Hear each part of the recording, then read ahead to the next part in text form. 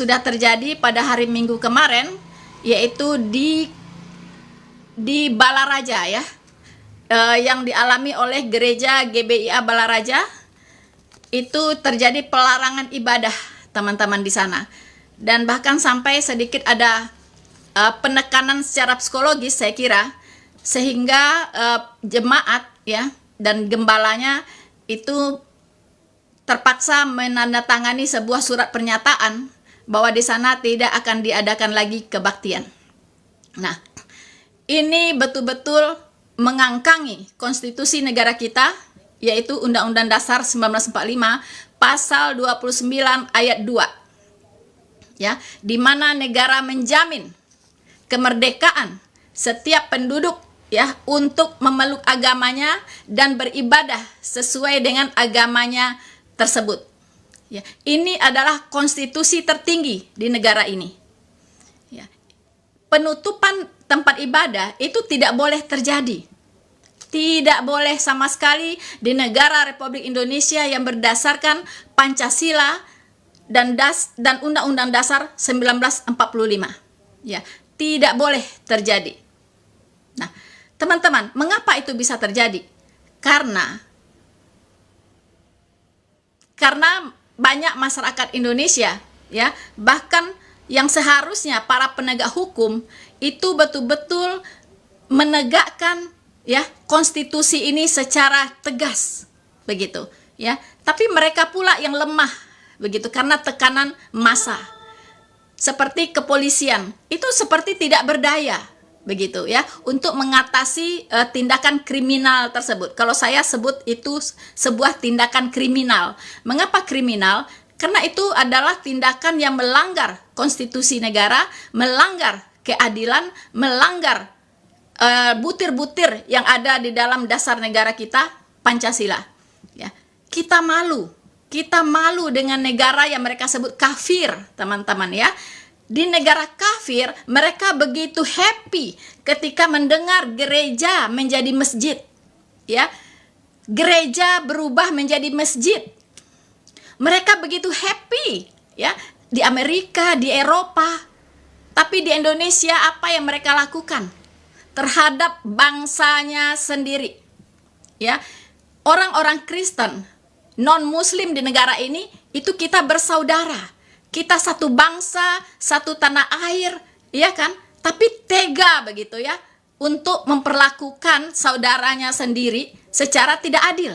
Tetapi di luar sana, ketika gereja bisa dijual menjadi masjid, ya, ketika para imigran Muslim begitu mudahnya mendapatkan tempat ibadah di Eropa, di Amerika, mereka happy. Mereka memberikan satu pujian yang luar biasa. Mereka bangga. Tetapi lihat di sini, apa yang mereka lakukan di negara ini? Bukankah ini sangat memalukan? Ya, sangat memalukan. Terjadi di sini kemunafikan yang luar biasa, yaitu memiliki standar moral ya yang sangat rendah ya, di mana mereka memiliki double moral. Sangat memalukan. Jadi jangan Anda bangga ketika Anda mengirimi saya video-video pendek ya, bahwa di luar sana banyak ya gereja-gereja yang sudah kosong kemudian dijadikan masjid. Anda bangga begitu ya? Memalukan kalau saya bilang ya, karena Anda tidak seperti itu begitu. Bayangkan bangsa sendiri ya, saudara sebangsa sendiri beribadah pun Anda persulit. Jangankan membangun tempat ibadah, sudah beribadah di rumah saja ya, itu pun tidak dibiarkan. Oke? Nah, ya teman-teman, sebelumnya saya akan membacakan dulu ya kronologis peristiwa ya dari kejadian yang terjadi pada hari Minggu kemarin 17 Maret 2024 di GBIA Balaraja ya. Setelah itu baru kita akan bahas ya, karena channel ini adalah channel edukasi ya. Jadi kalau kita mengatakan satu kebenaran, diharap kupingnya tidak panas ya. Karena ini adalah suatu edukasi yang sangat berguna supaya apa? Supaya bangsa kita ini menjadi bangsa yang besar. Kalau begini caranya, jangan harap bangsa Indonesia ini bakal menjadi bangsa yang besar. Ya. Orang yang cara berpikirnya kerdil, ya, otaknya kerdil, ya, hanya semeter kotor ke depannya, itu tidak akan pernah menjadi bangsa yang besar. Ya, tidak akan pernah menjadi bangsa yang besar. Nah, teman-teman, saya akan membacakan dulu kronologis kejadiannya, ya. Kebetulan saya mendapatkan informasi langsung dari Ring 1, ya. Pada Minggu 17 Maret 2024, ya, itu terjadi pembubaran ibadah, tepatnya pelarangan, ya, karena ini terjadi setelah mereka selesai ibadah, gitu, ya. Jadi terjadi pelarangan ibadah terhadap GBIA Balaraja. Nah, GBIA Balaraja ini di bawah pengembalaan gereja Guru Injil Oka, ya. Dan ibadah ini dilaksanakan di rumah Ibu Ipin, teman-teman, ya. Ibu Ipin ini adalah caleg PSI, ya, caleg PSI. Nah, saya tidak tahu apakah ini ada berhubungan dengan politik, mungkin ada nuansa-nuansa politiknya di sini. Nah, saya tidak tahu, ya, teman-teman. Nah, jadi pada hari Minggu itu mereka beribadah seperti biasa. Tetapi pada hari Sabtu, satu hari sebelumnya, itu Pak RT, ya, itu datang ke rumah Bu Ipin, ya. Jadi teman-teman tolong dengarkan kronologisnya, ya. Jadi Pak RT setempat datang ke rumah Bu Ipin.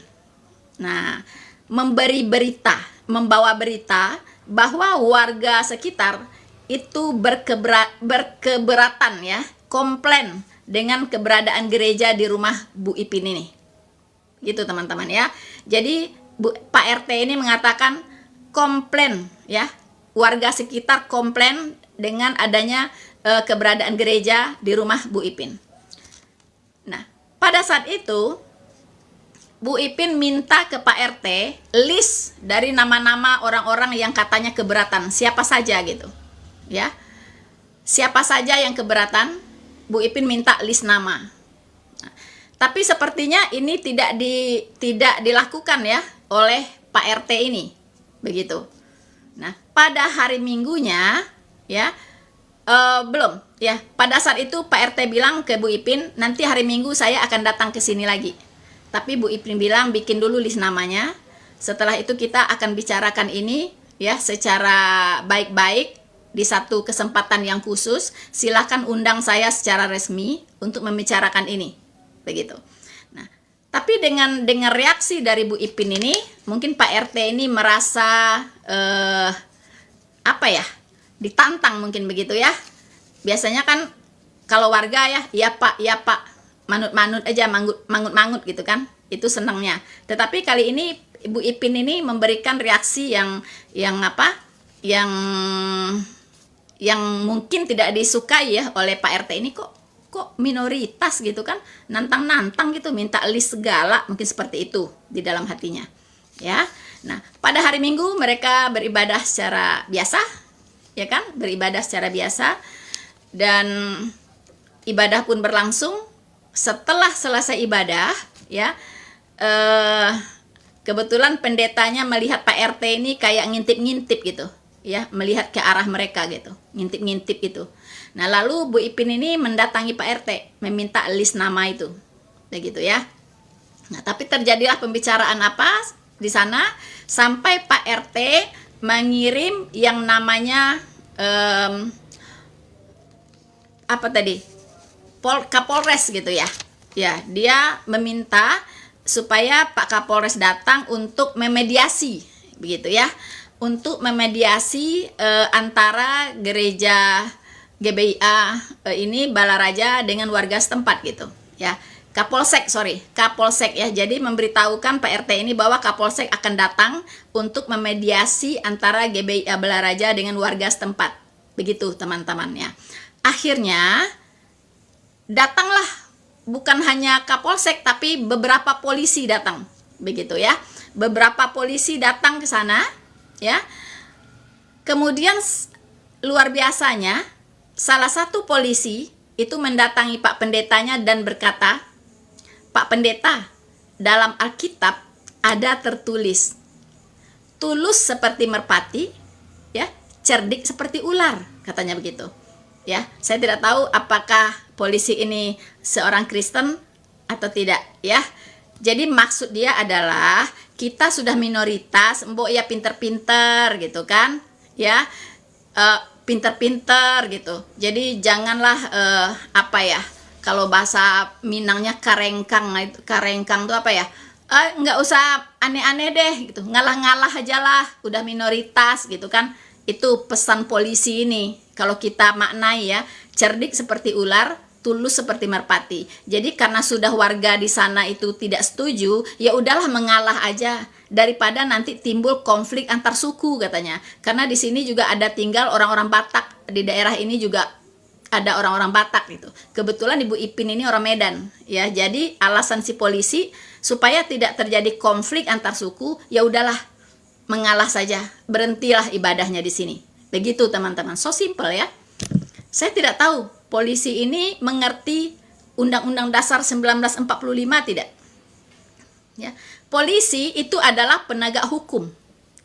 Ya betul tidak? Ya, polisi, pengacara itu adalah penegak hukum. Seharusnya dia menegakkan konstitusi yang berlaku di negara ini, di mana negara menjamin setiap warga negaranya untuk beribadah sesuai dengan keyakinannya masing-masing dan bebas untuk memeluk agama apapun dan beribadah sesuai dengan keyakinannya. Harusnya Pak Polisi mengedukasi masyarakat setempat atau warga setempat. Ya, bagaimana negara ini melindungi setiap warga negaranya, ya. Karena dalam Undang-Undang Dasar 1945 setiap orang, ya, setiap penduduk itu sama kedudukannya di depan hukum. Tidak boleh dibeda-bedakan, tidak boleh. Harusnya polisi sebagai penegak hukum, Anda harus ya mengedukasi ya warga-warga yang seperti itu, yang keberatan orang beragama lain beribadah. Ya, beribadah itu adalah hak azazi manusia yang paling hakiki. Ya, tidak boleh dibatasi oleh manusia manapun. Karena itu adalah berhubungan dengan Allah, dengan Tuhan sendiri. Bukankah Indonesia ini ya berketuhanan, ya kan? Pancasila, ya, sila pertama, berketuhanan yang Maha Esa. Apakah karena kalian muslim-muslim tidak mengerti ya bahwa orang Kristen itu Tuhannya adalah Maha Esa? Ya, jangan-jangan karena dapat informasi yang menyesatkan bahwa Tuhannya orang Kristen 3, jadi kalian boleh membubarkan umat Kristen beribadah. Apakah demikian? Ya, karena Undang-Undang Dasar 1945 pasal 29 ayat 1 berbunyi negara berdasarkan ketuhanan yang Maha Esa. Ya, pasal 2-nya, negara menjamin setiap penduduk untuk memeluk agamanya masing-masing dan beribadah menurut agamanya tersebut. Jangan-jangan kalian karena mengira orang Kristen Tuhannya 3, kalian kangkangi konstitusi ini. Ya, tidak berlaku katanya untuk orang-orang Kristen. Apakah demikian? Coba Anda di chat, coba jawab. Apakah demikian? Begitu, ya. Nah, teman-teman, sekali lagi, Pak Polisi, Anda adalah penegak hukum. Ya, saya bersuara lantang bukan sekali ini. Anda bisa masuk ke channel Noverina Solihin di YouTube. Itu saya berkali-kali teriak-teriak setiap kali ada penutupan gereja. Ya, setiap kali ada penutupan gereja, itu saya paling nyaring bersuara. Karena ini adalah pelanggaran hak asasi manusia yang paling serius di negara ini. Ya, bayangkan bangsa Eropa, negara-negara Eropa yang kalian sebut kafir, itu punya perikemanusiaan yang sangat tinggi. Kalian di sana berjibun-jibun ke negara Eropa dan semuanya mau sholat, disediakan tempat. Bahkan gereja dipersilahkan untuk menjadi masjid. Ya, ini rumah sendiri dipakai untuk beribadah, kalian larang begitu. Sangat memalukan kalian ini. Ya. Jadi, tolong ya, tolong. Mari kita bersama-sama ya, mengubah mindset ya, mengubah mindset kita semua. Mari tunduk kepada konstitusi negara ya. Anda tahu, kalau sekiranya pelarangan ibadah di rumah diberlakukan ke semua pemeluk agama di Indonesia ini, akan jadi apa? Hah?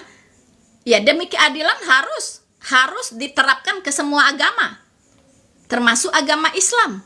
Tidak boleh lagi yasinan di rumah, tidak boleh lagi tarawehan di rumah, tidak boleh lagi tahlilan di rumah, tidak boleh lagi pengajian di rumah. Selesai, stop semuanya. Ayo kita kangkangi bersama-sama konstitusi negara demi keadilan. Ya, jadi jangan hanya diterapkan ke satu umat beragama. Ya, saya akan bacakan apa perintah Tuhannya orang Kristen ya tentang kewajiban beribadah. Ya, apakah kalian kira orang Kristen tidak wajib beribadah? Kalian saja begitu ya, kalian saja umat yang wajib beribadah oleh Tuhannya. Kami juga diwajibkan beribadah ya. Itu di Ibrani 10 ayat 25 itu jelas tertulis, janganlah kita menjauhkan diri dari pertemuan-pertemuan ibadah kita seperti yang dibiasakan oleh beberapa orang, tetapi marilah kita saling menasehati dan makin giat menjelang hari Tuhan yang semakin mendekat. Jadi, kami umat Kristen diperintahkan untuk beribadah. Tidak boleh menjauhkan diri dari pertemuan-pertemuan jemaat. Tidak boleh. Ya. Nah, jadi kalau Tuhan saja memerintahkan orang beribadah, lalu kalian siapa melarang-larang orang beribadah? Hah? Kalian siapa melarang-larang orang beribadah? Ya. Itu berarti kalian menentang dia yang memerintahkan umatnya beribadah. Jadi Anda berhadapan dengan Tuhannya orang Kristen. Ya. Nah, ya, malam teman-teman, selamat bergabung semuanya ya. Silakan unek-uneknya dikeluarkan di sini ya. Silakan semuanya berkomentar. Nah, dan tadi ya, jadi tadi setelah saya lanjutkan ya, untuk menghindari hal-hal yang tidak diinginkan, akhirnya ya disepakatilah bahwa tidak ada lagi ibadah di rumah Ibu Ipin. Nah, jadi surat pernyataan itu yang disetujui oleh lurah ya, kemudian disepakati oleh jemaat juga oleh Bu Ipin bahwa di sana tidak akan ada lagi ibadah. Nah, pertanyaannya, minggu depan mereka akan beribadah di mana? Ingat Pak Lurah, ya, Bapak sebagai pimpinan di daerah sana, ya, kepala di daerah sana, ya, Pak Lurah. Pasti Anda adalah orang yang tahu konstitusi. Anda adalah orang yang paham dengan Pancasila dan Undang-Undang Dasar 1945, bahwa beribadah itu adalah hak azazi ya dari jemaat GBIA ini. Nah, sekarang kalau itu dilarang, menurut Pak Lurah, mereka harus beribadah di mana? Karena tadi mereka diperintahkan beribadah oleh Tuhannya, tidak boleh meninggalkan ibadah, tidak boleh menjauhkan diri dari ibadah-ibadahnya. Ya, mereka taat kepada Tuhannya. Mereka taat kepada firman Tuhannya. Lalu solusinya apa Pak Lurah? Kalau boleh saya berikan solusi. Ya, kalau boleh saya berikan solusi, dan memang ini adalah tanggung jawab Bapak sebagai yang mengepalai ya kelurahan tersebut. Itu tanggung jawab ada di Bapak untuk memberikan pelayanan kepada setiap warga Bapak secara adil. Ya. Nah, saya minta Bapak menyiapkan ruangan khusus di kantor lurah untuk GBIA Balaraja ini beribadah setiap hari Minggu. Ya. Jadi saya minta Pak Lurah menyediakan tempat khusus di kantor lurah. Bukankah hari Minggu kantornya kosong, Pak? Tidak ada yang bekerja, tidak ada yang menempati kan? Jadi hari Minggu ya, supaya Bapak berkenan, jemaat GBIA Balaraja itu beribadah di ruangan kantor lurah. Nah, itu sudah paling oke, Pak. Jadi Bapak tidak melanggar hak azazi manusia, ya. Bapak dipandang sebagai orang yang bijaksana, Bapak dipandang sebagai pemimpin, ya. Walaupun lurah, Pak, tapi Bapak luar biasa mengepalai warga di kelurahan Bapak, ya. Itu Bapak juga punya tanggung jawab kepada setiap warga, ya, untuk memberikan pelayanan yang sama, ya, kepada setiap warga tanpa melihat statusnya, tanpa melihat latar belakangnya, ya, karena setiap warga negara itu punya hak yang sama di mata hukum, ya, karena pasti jemaat-jemaat yang ada di sana itu juga memberikan kewajiban yang sama kepada negara. Mungkin mereka juga membayar pajak, ya kan? Mereka juga melakukan kewajiban-kewajiban lainnya kepada negara, dan negara harus memprioritaskan mereka, ya. Jangan hanya negara maunya mengambil pajak, ya, dari rakyatnya, tapi pelayanannya nol besar, ya. Jadi mohon, kalau lurah tidak bisa mengambil keputusan ini, ayo Pak Camat turun tangan, ya. Kalau Pak Camat tidak bisa juga, wali kota turun tangan. Wali kota tidak sanggup, gubernur, ya, turun tangan. Begitu, ya. Jadi ini bukan main-main.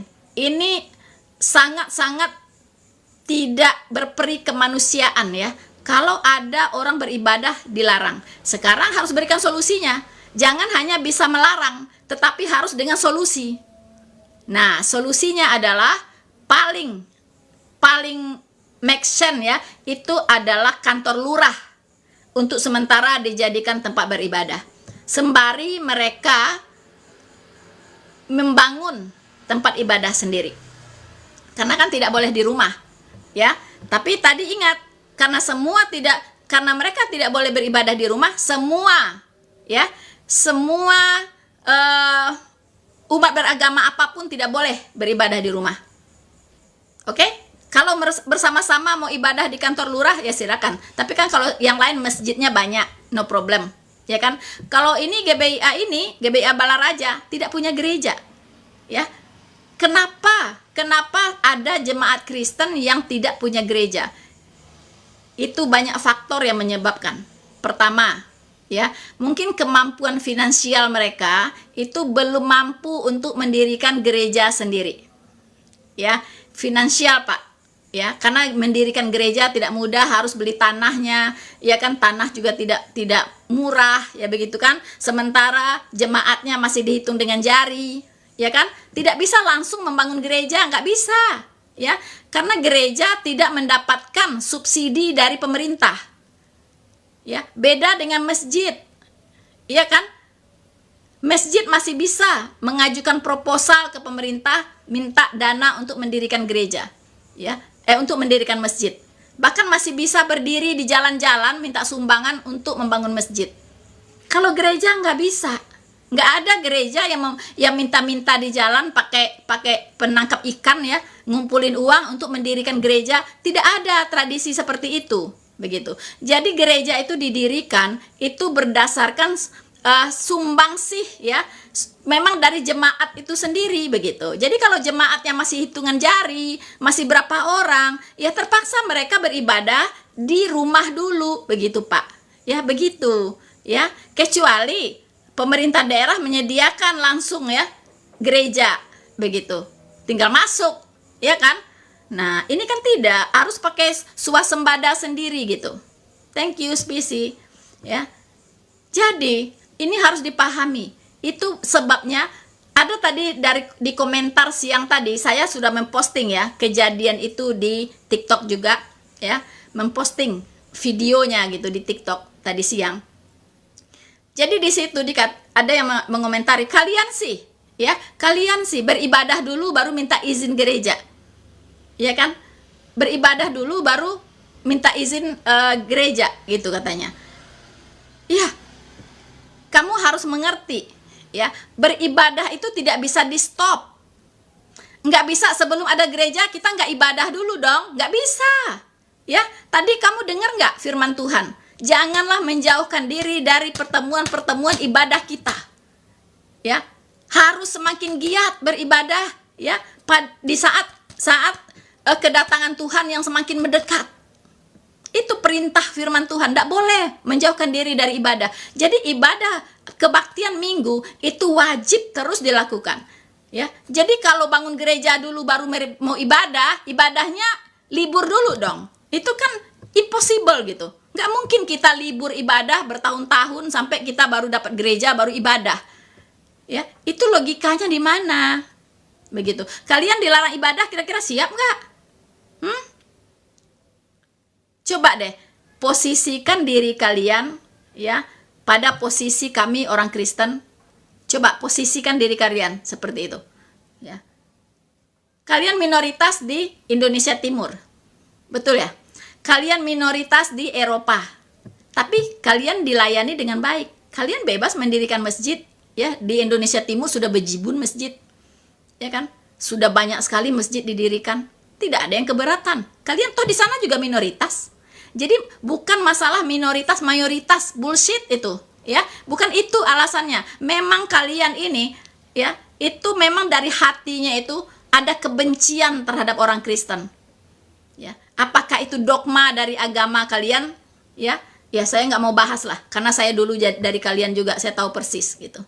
Ya, saya juga mantan Muslim, jadi saya persis apa yang ada di kepala kalian itu dulu ada di kepala saya gitu. Ya, jadi nggak usah dibahas. Oke? Nah, jadi marilah kita sesama bangsa Indonesia saling menghargai, ya, saling menghargai. Ayo kita junjung tinggi konstitusi negara ini. Dan saya minta untuk pemerintah yang akan datang, ya, kalau Tuhan mengizinkan Pak Prabowo dan Gibran, ya, itu akan memimpin negara ini. Tolong ya, Pak Prabowo dan Gibran, junjung tinggi konstitusi negara. Tegakkan setegak-tegaknya. Jangan hanya menghimbau, tapi tidak ada action. Ya, hanya himbauan-himbauan kosong. Sementara di bawah tidak mendengarkan himbauan itu. Mereka tetap berbuat seperti apa yang mereka mau. Gereja tetap dibubarkan, ibadah tetap dibubarkan, gereja tetap ditutup, tetap disegel. Sementara Pak Presiden Jokowi teriak-teriak, tegakkan konstitusi. Jangan menghalangin orang ibadah. Iya. Seperti apa? Lewat angin berlalu saja, tidak ada yang mendengarkan. Karena tidak ada action. Harusnya Pak polisinya itu, ya, polisi-polisi itu diedukasi. Karena saya dengar ada polisi cinta sunnah pula sekarang. Apa itu? Ya, nggak jelas, ya kan? Nah, polisi-polisi ini diberikan tanggung jawab untuk apa? Untuk mendampingi semua umat-umat yang sedang beribadah, baik itu umat Islam, umat Kristen, umat Hindu, umat Buddha. Siapapun mereka beribadah, tidak boleh diganggu. Ya. Itu harusnya tugas dari kepolisian. Bukankah Anda dari rakyat untuk rakyat? Buktikan itu, ya. Jangan Anda malah mempersulit rakyat. Ya. Masa dibilang, bukankah di Alkitab tertulis tulus seperti apa? Cerdik seperti ular, tulus seperti merpati. Maksudnya yang mengalah aja. Kamu kan minoritas, ya udahlah, nggak usahlah ibadah di sini daripada nanti konflik antar suku. Itu bukan solusi, Pak. Bukan. Satu orang pun di sana, Pak, orang Kristen, satu keluarga saja di sana, atau 2 keluarga ada di situ orang Kristen, wajib diberikan tempat ibadah. Ya, wajib. Karena itu adalah hak mereka. Sebagai umat manusia yang diciptakan oleh Tuhan, Tuhannya memerintahkan dia beribadah. Bapak tidak boleh menghalang-halangi apapun alasannya. Ya, tidak boleh. Makanya, ya, negara harus dipisahkan dari agama. Tidak boleh jadi satu. Urusan agama itu urusan setiap individu dengan Tuhannya. Jadi negara jangan mengurus agama. Nggak pernah damai negara itu kalau mengurusin agama, ya. Nggak pernah damai. Karena kalau sudah bicara agama, orang cerdas pun bisa jadi goblok. Saya bilang, ya. Profesor aja bisa jadi goblok mendadak kalau bicara agama. Jadi biarin, serahkan saja kepada masing-masing individu. Ya, jadi please deh, ya nanti Pak Prabowo dan Gibran, ini masalah besar yang harus Anda atasi di negara ini. Kalau tidak omong kosong negara ini bisa maju, ya. Omong kosong. Nah, saya mengapresiasi Gibran ketika di daerahnya dia bisa tegas, ya, untuk apa? Untuk membantu gereja supaya lanjutkan ibadah. Segel dia robek, ya. Itu Gibran. Dan saya tunggu, ya. Saya tunggu action dari Gibran selanjutnya. Karena ini Indonesia memang masalahnya begini-begini terus, tidak habis-habis, ya. Saya tahu Pak Jokowi itu bukan orang yang intoleran, ya. Cuman Pak Jokowi ini itu dia banyak apa ya, terbelenggu dengan berbagai kepentingan, begitu, ya. Jadi nggak bisa bebas bereaksi begitu, hanya bisa menghimbau saja. Karena di zaman Pak Jokowi begitu banyak gereja yang ditutup, begitu banyak kasus-kasus gereja ibadah dibubarkan. Nah, kita tidak mau ini terulang, ya. Jadi begitu teman-teman yang bisa saya sampaikan. Sekarang mari kita berdiskusi. Saya akan fokus melihat live chat Anda dan saya akan coba untuk meresponnya, ya. Semua saya dari bawah aja. Jadi maksudmu kami ikut-ikutan jadi orang nggak mendemo Denmark jika memang kalian benar merasa punya kekuatan.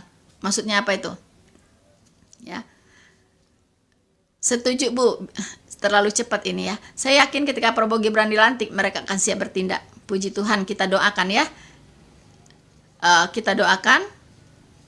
Dona, bahas apa, Kak? Ngebahas gereja yang kemarin hari Minggu ditutup, ya, oleh warga, ya, gereja GBIA Balaraja. Ya. Dan sementara polisinya tidak bisa berbuat apa-apa. Hanya mengikuti apa maunya warga, juga Pak RT-nya, juga Pak Lurahnya. Tidak ada sama sekali pembelaan, ya, terhadap jemaat dari GBIA Balaraja. Indonesia sangat toleran, yes, sangat toleran, ya. Mungkin 100 tahun lagi.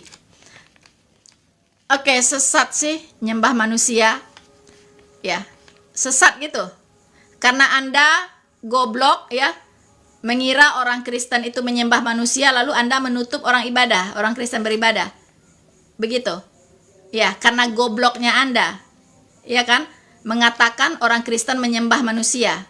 Lalu Anda semena-mena untuk menutup gereja. Begitukah? Nah, sembuhkan dulu goblokmu, oke? Orang Kristen itu tidak menyembah manusia. Ya. Apalagi nyembah batu. Manusia pun tidak, ya, apalagi nyembah batu, nggak mungkin, ya. Jadi Yesus Kristus itu bukan manusia seperti ente, ya. Yesus Kristus itu adalah firman Allah yang menjadi manusia. Mengapa dia menjadi manusia? Karena dia ingin menyelamatkan manusia dengan cara menggantikan manusia yang berdosa ini dihukum. Kalau dia ingin menyelamatkan monyet, pasti dia menjadi monyet. Paham? Ya, dia menjadi manusia hanya selama 33 tahun. Ya, 33 tahun saja selama di bumi. Dia adalah 100% Allah dan dia juga 100% manusia. Apa buktinya dia Allah? Dia berkata bahwa anak manusia berkuasa mengampuni dosa. Paham? Apakah ente, sebagai manusia berkuasa mengampuni dosa saya? Hah? Anda bisa mengampuni dosa saya? Tidak kan? Dosa Anda saja Anda tidak bisa bereskan, apalagi dosa saya. Oke? Aturan membangun rumah ibadah di Indonesia sudah ada aturannya, minimal 90 orang. Ini yang harus dihapuskan, ya. SKB 3 menteri itu harus dicabut.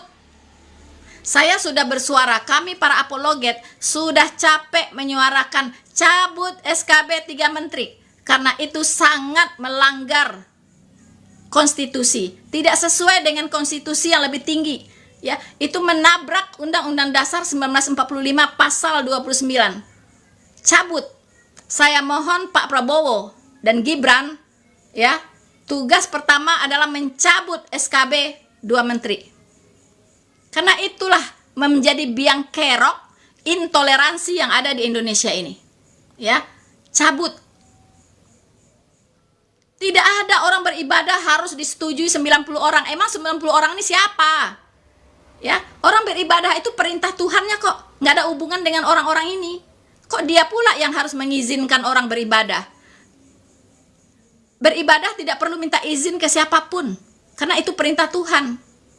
Ya, kalau buka karaoke, buka klub malam, bolehlah minta izin ke lingkungan karena itu sangat mengganggu. Tetapi kalau orang ibadah, memuji-muji Tuhan, menyembah Tuhan, memuliakan Tuhannya, tidak mengganggu siapapun, kenapa harus minta izin pula? Itu cacat logika, ya, orang-orang seperti itu.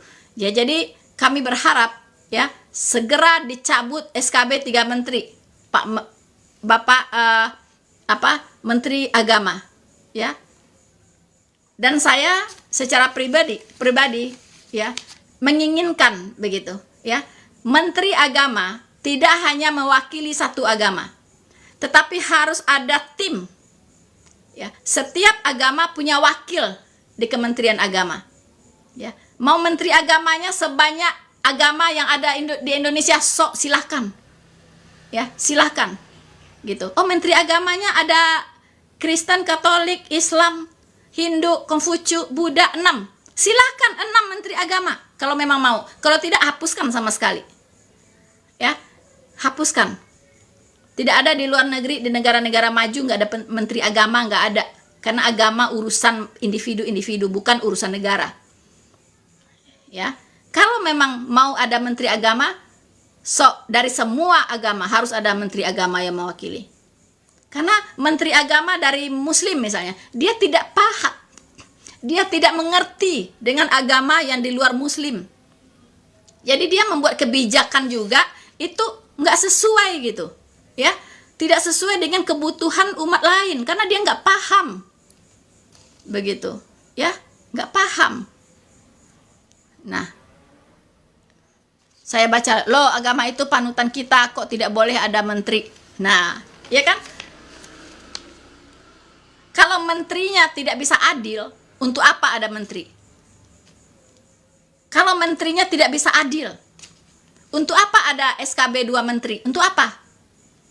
Itu yang jadi korban minoritas. Minta 90 orang. Sementara orang Kristen dan lain-lain itu jumlahnya kan sedikit. Lalu harus 90 orang.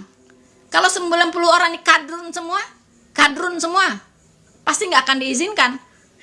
Iya kan? Tapi kalau semuanya orang nasionalis, orang Pancasilais, mau minta 100 juga pasti diizinkan gitu, ditanda tangan. Tapi kalau kadrun semua, nggak bakal dapat izin. Ya kan? Makanya akhirnya umat-umat Kristen beribadahnya di rumah, di ruko, ya kan, di tempat-tempat lain, begitu. Karena ngebangun gereja susah gitu, harus izin manusia gitu, 90 orang. Manusia yang nggak Pancasilais, yang nggak ngerti. Mimpi kali bisa diizinkan, ya kan? Nah, harus apa nih? Biar saja Muslim tutup apa ini? Aduh, cepat sekali ya. Biarkan saja. Kok kayak gini bisa live ya, selalu memprovokasi. Hey, ini bukan memprovokasi, saya mendidik Anda, ya. Bedakan memprovokasi dengan mendidik. Kalau saya memprovokasi, saya bilang besok pergi ke daerah sana, ya, lakukan ini. Nah, itu memprovokasi ya. Tapi ini saya membuka pikiran Anda biar cerdas, ya. Bagaimana supaya Anda itu bisa menghargai sesama umat beragama, menghargai orang yang juga butuh beribadah kepada Tuhannya, ya. Bukankah konstitusi negara itu sudah menjamin setiap individu untuk beribadah sesuai dengan keyakinannya? Tapi kok ada orang yang melarang? Itu persoalannya, ya. Jadi bedakan orang yang mendidik Anda dengan memprovokasi. Oke? Be smart. Keluar aja dari Indonesia, Bu. Gampang kan? Itulah orang tolol, itu seperti itu, ya. Diajarin yang benar, dibikin lebih cerdas, keluar saja dari Indonesia. Anda saja yang keluar, ya. Anda saja yang keluar. Kalau Anda mau homogen di negara ini, ya kan, mau hidup hanya homogen, jenis Anda saja, silahkan buka tempat tinggal di planet. Pergi ke sana. Indonesia adalah negara Pancasila, ya, yang terdiri dari berbagai suku, bangsa, agama, ras, dan bahasa, ya. Tidak bisa Anda mau homogen di sini. Anda mau dirikan negara khilafah, silahkan tuh di planet sana, bebas cari mana planet mana, ya. Tapi jangan Anda obrak-abrik Indonesia yang dari dulu sudah aman, ya, nyaman, dan menyenangkan untuk semua suku bangsa yang ada di sini. Sebelum tahun 90-an Indonesia tidak seperti ini, ya. Sebelum masuk paham-paham radikal-radikal ke negara ini, Indonesia ini aman, tentram. Saya sudah usia 60 tahun, ya. Saya tahu persis perjalanan bangsa ini dari waktu ke waktu. Saya merasakan langsung. Tidak seperti sekarang, ya. Tidak seperti sekarang. Jadi Anda baru kemarin sore hidup, jangan ngajarin saya, oke? Nah, ngomong apa, ya, nyalakanlah otakmu biar paham, ya. Semenjak Jokowi, ya, karena lemah, tindakannya lemah, begitu, ya.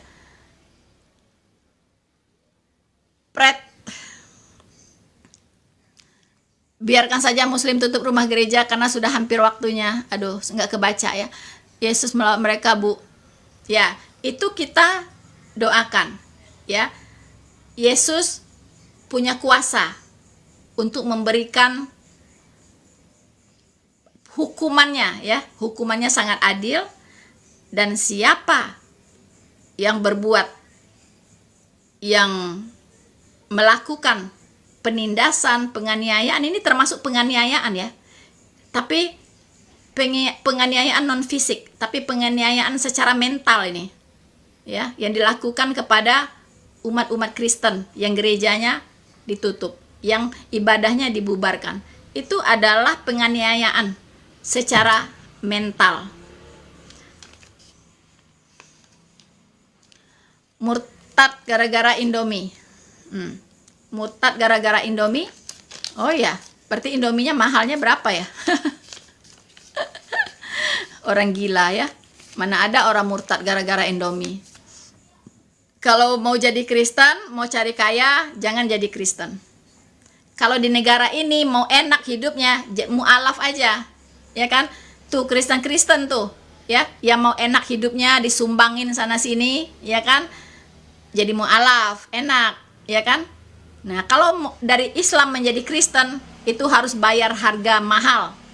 Ya, Anda bisa dikucilkan, Anda akan diusir dari rumah, Anda akan kehilangan harta waris, Anda akan kehilangan saudara dan sebagainya, ya kan? Jangan kira orang Kristen, orang jadi Kristen Indomie. Indomie dari Hong Kong. Yesus utusanmu, bukan Tuhan. Ya, menurutmu yang nggak paham, ya kan?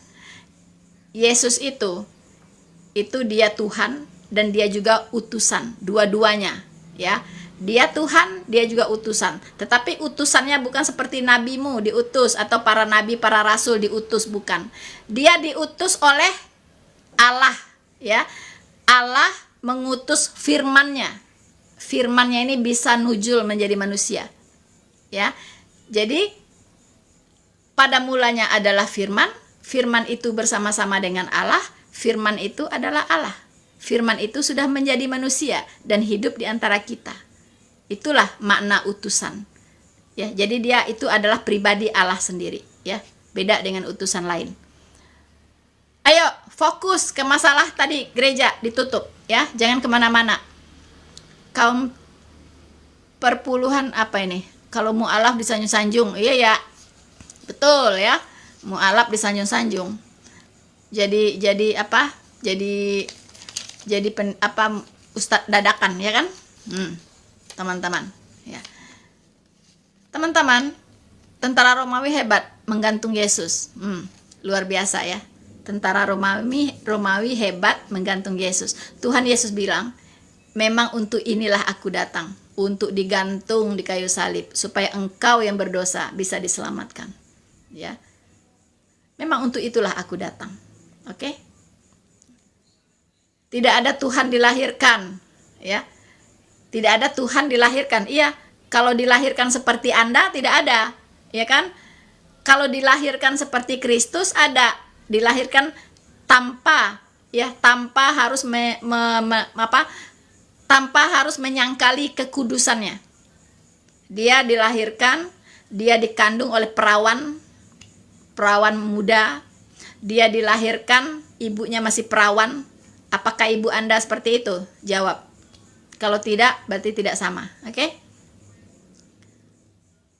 Yesus berapa bulan di perut? Ya, mungkin 40 bulan ya. Kalau nggak salah ya. Bapaknya udah nggak ada,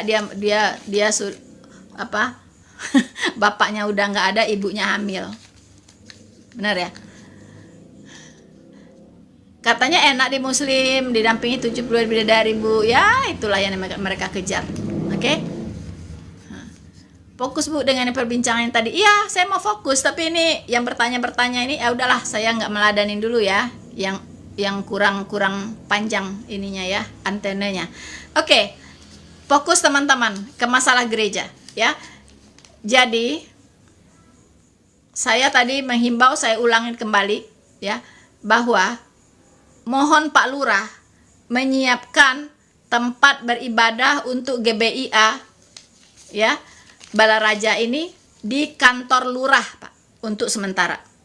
Ya, sampai mereka punya gereja sendiri. Dan juga tolong kalau mereka mendirikan gereja jangan dipersulit izinnya. Ya. Tapi sebelum gereja itu ada, mohon mereka diizinkan beribadah di kantor lurah setiap hari Minggu. Ya. Rumah gereja bagi Kristen itu bisa saja penutupan gereja, jangan salahin agama. Penutupan gereja jangan salahin agama. Maksudnya agama yang damai tidak benci agama lain. Yes, betul ya. Kalau ajaran dari Tuhan yang maha benar ya, jangankan orang beribadah, penjahat pun kita harus kasihi gitu ya. Kasihilah musuhmu dan berdoalah bagi mereka yang menganiaya kamu ya. Apalagi orang beribadah nggak ngapa-ngapain kalian aniaya gitu. Kalian membubarkan orang ibadah itu sama dengan menganiaya ya. Seperti Tuhan Yesus waktu menangkap Saulus ya, sebelum Paulus bertobat, dia menangkap Saulus waktu dia menuju jalan ke Damsik untuk rencananya menganiaya jemaat Allah. Di perjalanan Tuhan Yesus mengelilingi tubuhnya Saulus ini, Rasul Paulus ini, dengan cahaya yang sangat terang sampai mata Paulus nyaris buta. Apa Tuhan Yesus berkata? Saulus, Saulus, mengapa engkau menganiaya aku? Ya, Saulus, Saulus, mengapa engkau menganiaya aku, kata Tuhan Yesus. Ya, dalam penampakan cahaya. Paulus bilang, kapan aku menganiaya kamu, Tuhan? Ya kan? Kapan? Nah, ternyata yang dimaksud Yesus adalah dia menganiaya jemaat. Jemaat itu adalah tubuh Kristus. Dengarkan ini baik-baik. Jemaat itu adalah tubuh Kristus. Kalau Anda menganiaya jemaat Kristus, Anda menganiaya Tuhan Yesus sendiri. Dan Anda tahu resikonya, ya. Jemaat adalah tubuh Kristus. Rasul Paulus ditangkap oleh Tuhan Yesus. Dia adalah FPY, Front Pembela Yahudi.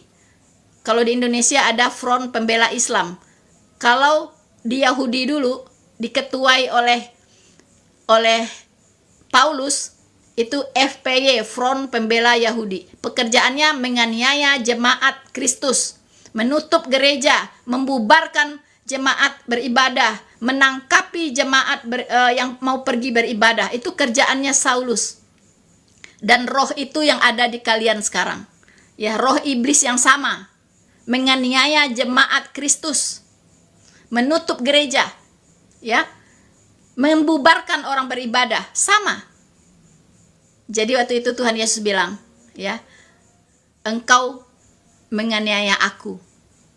Ya, jadi artinya saudara-saudara muslim yang doyan membubarkan, ya, orang Kristen beribadah, atau kalian punya andil untuk membubarkan orang Kristen beribadah, itu kalian sedang menganiaya Tuhan Yesus.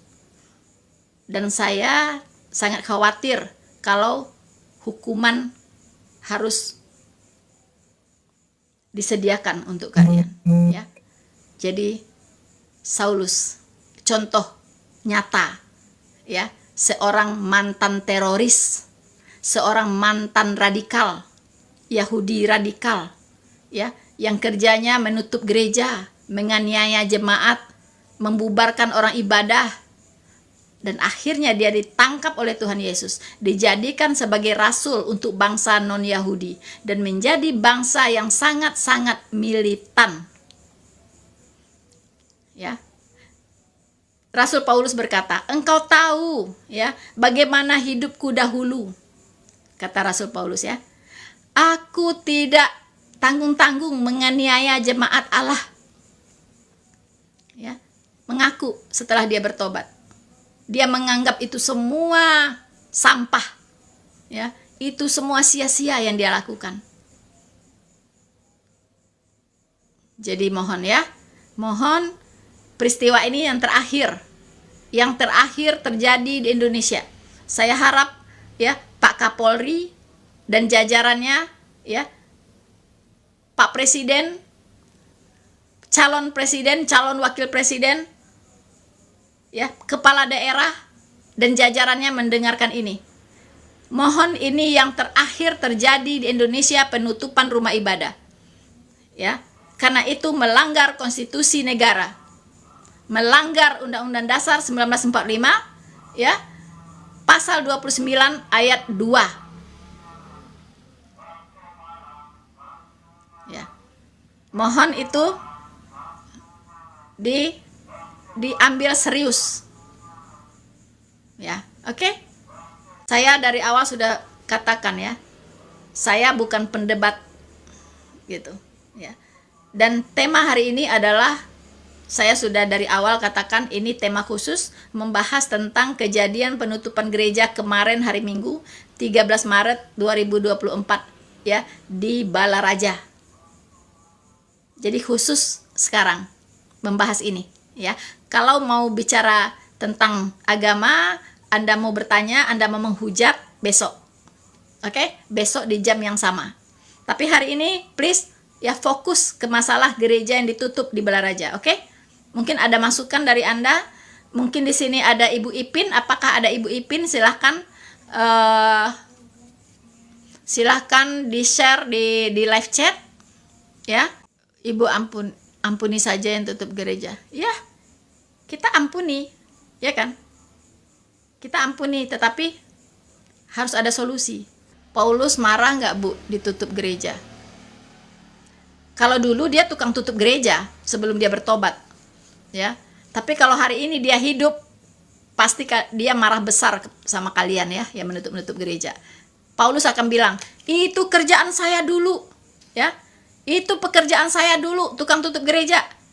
Sekarang kalian kok ikut-ikut saya gitu. Saya sudah bertobat, kalian kapan bertobat? Nah, itu pasti, ya, Rasul Paulus kalau ada hari ini, dia akan bicara begitu kepada Anda, ya. Ya. Ayo teman-teman, apalagi yang mau ditanyakan yang berhubungan dengan gereja? Gereja Katolik atau Kristen apa, Bu? Itu gereja Kristen, GBIA, Gereja Baptis Independen Alkitabiah Balaraja. Ya. Prank Paulus, maksudnya dibohongin Paulus gitu. Paulus itu adalah rasul paling luar biasa ya.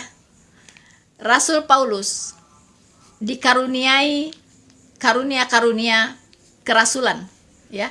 Dia kuasa melakukan mujizat ya. Dia bisa membangkitkan orang mati.